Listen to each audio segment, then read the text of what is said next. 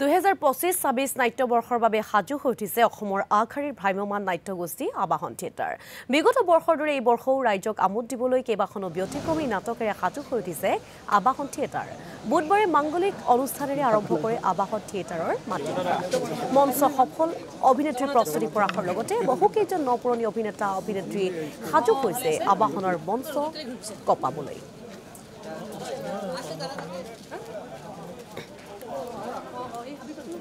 সুন্দৰভাৱে আগবাঢ়িছে সকলো থিয়েটাৰ ইতিমধ্যে ওলালে আবাহন একেবাৰে শেষত ওলাইছোঁ আমি এতিয়া 16 জুলাইত আৰু বাকী 3খন নাটক লৈ দৰ্শকৰ ওচৰলৈ আহিব আবাহন থিয়েটাৰ এবাৰ 25-26 নাট্যবৰ্ষত 46তম বৰ্ষ এইবাৰ অহংকাৰ মীনাক্ষীৰ সংগীত সন্ধিয়া আৰু নতুন সাজেৰে গিৰিপ গাৰাপ কইনা আহিছে।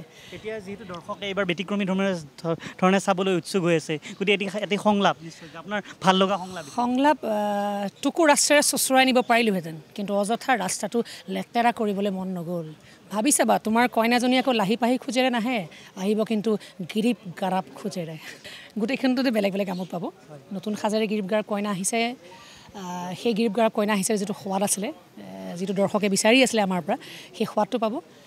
মীনাক্ষীৰ সংগীত সন্ধিয়াত সংগীতৰ ওপৰত এখন নাটক গতিকে গায়িকাৰ চৰিত্ৰত অভিনয় কৰিম আৰু অহংকাৰ এটা পৰিয়ালৰ কাহিনী স্বামী স্ত্ৰী সন্তান আমাৰ সচৰাচৰ দৈনন্দিন জীৱনৰ এটা কাহিনী গতিকে 3খন নাটক 3টা ৰসৰ আৰু থাকেই মোৰ আবাহনৰ যিমান মানুহ আছে অকল অভিনেতা অভিনেত্ৰীসকল নহয় গোটেই টেকনিকেল মানুহখিনি মেনেজমেণ্টৰ মানুহখিনি এটাই খুব আন্তৰিকতাৰে কাম কৰে আৰু তাৰ কাৰণে আবাহন সদায় পৃথক হৈ থাকে আৰু আমি সকলোৱে একেলগে হাতে হাত ধৰি আগবাঢ়ি যোৱাতহে বিশ্বাসী আমি আটাইখিনিয়ে গতিকে ইয়াত অকল আবাহন মই প্ৰযোজনা কৰা থিয়েটাৰ নহয় আবাহনখন সকলোৰে কিন্তু যিখিনি মানুহ আবাহনত থাকে আটাইৰে কাৰণে নিজৰ থিয়েটাৰ।